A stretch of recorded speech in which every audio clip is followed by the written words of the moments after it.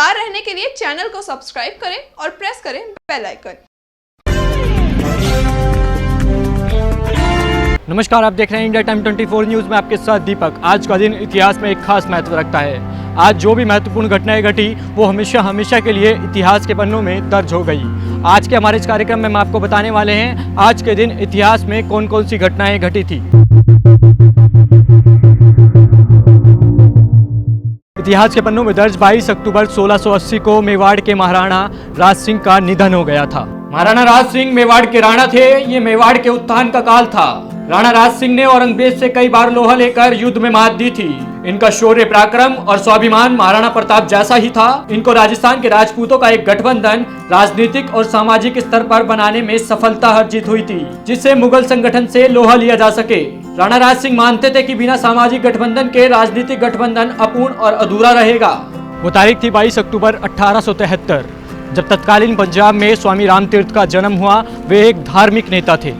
स्वामी रामतीर्थ एक हिंदूवादी नेता थे। उनका मूल नाम तीरथ राम था, जो अत्यधिक व्यक्तिगत और काव्यात्मक ढंग के व्यवहारिक वेदांत को पढ़ने के लिए विख्यात थे।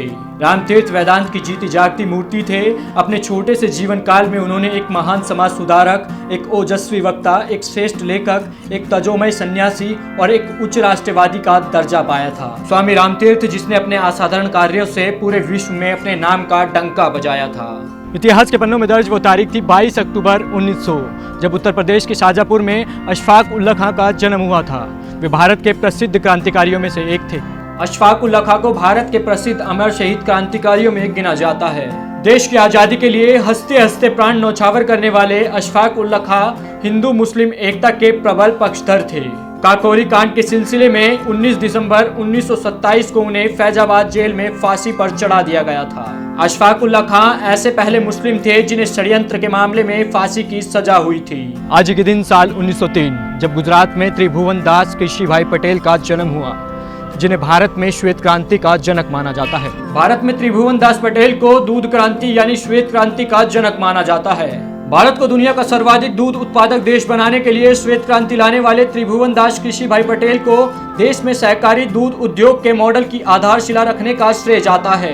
कुरियन और त्रिभुवन दास पटेल ने दूध के उत्पादन का प्लांट लगाया और इस तरह अमूल की स्थापना हो गई। आज के दिन वो साल था 1937, जब पाकिस्तान के बलूचिस्तान में कादर खान का जन्म हुआ था।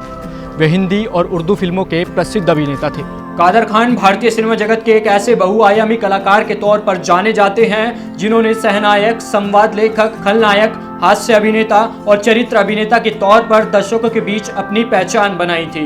खलनायक से लेकर हास्य अभिनेता तक हर किरदार में जान फूंक देने वाले कादर खान 300 से ज्यादा फिल्मों में काम कर चुके थे। लेकिन उनकी प्रतिभा यही नहीं थमती। वे 80 से अधिक लोकप्रिय फिल्मों के लिए संवाद लिखकर उस दिशा में भी अपना लोहा मनवा चुके हैं।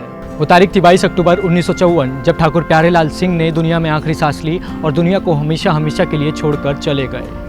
वे मध्य प्रदेश में श्रमिक आंदोलन के सूत्रधार और सहकारिता आंदोलन के प्रणेता थे। साल 1920 में राजनांदगांव में मिल मजदूरों ने हड़ताल की थी, जो 37 से भी अधिक दिनों तक चली थी और मिल अधिकारियों को मजदूरों की सभी मांगे मंजूर करनी पड़ी थी। वह हड़ताल ठाकुर प्यारेलाल के नेतृत्व में ही की गई थी। ठाकुर प्यारेलाल 1920 में पहली बार महात्मा गांधी के संपर्क में आए थे, जिसके बाद उन्होंने असहयोग आंदोलन और सत्याग्रह आंदोलन में सक्रिय रूप से भाग लिया और गिरफ्तार होकर जेल भी गए। साल 1945 में छत्तीसगढ़ के बुनकरों को संगठित करने के लिए उनके नेतृत्व में छत्तीसगढ़ बुनकर सहकारी संघ की स्थापना की गई थी। प्रवासी छत्तीसगढ़ियों को शोषण और अत्याचार से मुक्त कराने की दिशा में वे सदा सक्रिय रहे थे।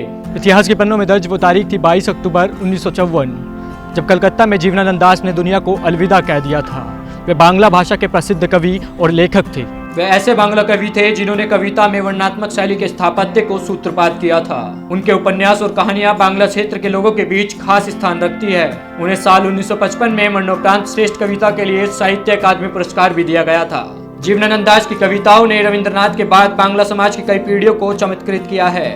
उनकी कविता बनलता सेन तो मानो अनिवार्य रूप से याद की जाती रही है। वो तारीख थी 22 अक्टूबर 1962, जब भारत की सबसे बड़ी बहुउद्देशीय नदी घाटी परियोजना भाखड़ा नांगल राष्ट्र को समर्पित की गई थी। नदियों की घाटियों पर बड़े बड़े बांध बनाकर ऊर्जा, सिंचाई, पर्यटन स्थलों की सुविधा प्राप्त की जाती है, इसलिए इन्हें बहुउद्देशीय नदी घाटी परियोजना कहते हैं। नदी घाटी परियोजना का प्राथमिक उद्देश्य होता है कि किसी नदी के अंतर्गत जल और थल का मानव हितार्थपूर्ण उपयोग हो। भाखड़ा नांगल पंजाब में सतलुज नदी पर स्थित भारत की सबसे बड़ी बहुउद्देशीय नदी घाटी परियोजना है। ये राजस्थान, पंजाब और हरियाणा की संयुक्त परियोजना है। इसमें राजस्थान की हिस्सेदारी 15.2% है। भाखड़ा नांगल बांध भूकंपीय क्षेत्रों में स्थित विश्व का सबसे ऊंचा गुरुत्वीय बांध है। इतिहास के पन्नों में दर्ज वो तारीख थी 22 अक्टूबर 2008, जब इसरो ने भारत के पहले चंद्रयान मिशन चंद्रयान 1 का प्रक्षेपण किया था। इस मिशन से चंद्रमा पर पानी होने का पता लगा था। चंद्रयान 1 चंद्रमा की तरफ कूच करने वाला भारत का पहला अंतरिक्ष यान था। इस मानव रहित यान को 22 अक्टूबर 2008 को चंद्रमा पर भेजा गया और ये 30 अगस्त 2009 तक सक्रिय रहा। ये यान ध्रुवीय उपग्रह प्रमोचन यान के एक संशोधित संस्करण वाले रॉकेट की सहायता से सतीश धवन अंतरिक्ष केंद्र से प्रक्षेपित किया गया था। इसे चंद्रमा तक पहुंचने में 5 दिन का समय लगा, लेकिन चंद्रमा की कक्षा में स्थापित होने में 15 दिनों तक का समय लग गया। चंद्रयान ऑर्बिटर का मून इंपैक्ट प्रोब 14 नवंबर 2008 को चंद्र सतह पर उतरा, जिससे भारत चंद्रमा पर पहुंचने वाला चौथा देश बन गया था। आज के दिन वो साल था 2016, जब भारतीय कबड्डी टीम ने विश्व कप पर कब्जा कर लिया था। अजय ठाकुर के शानदार खेल के दम पर भारत ने पिछड़ने के बाद दमदार वापसी करते हुए लगातार तीसरी बार कबड्डी में विश्व कप का खिताब जीत लिया था। अहमदाबाद में खेले गए इस फाइनल मुकाबले में भारत ने ईरान को 38-29 से पराजित कर एक बार फिर उसकी उम्मीदों पर पानी फेर दिया था। इससे पहले भारत ने 2004 और 2007 के फाइनल में भी ईरान को हराकर खिताब जीता था। आज के हमारे इस कार्यक्रम में फिलहाल इतना ही। जुड़े रहिए हमारे साथ और देखते रहिए इंडिया टाइम 24 न्यूज़। नमस्कार। खबरों से खबरदार रहने के लिए चैनल को सब्सक्राइब करें और प्रेस करें बेल आइकन।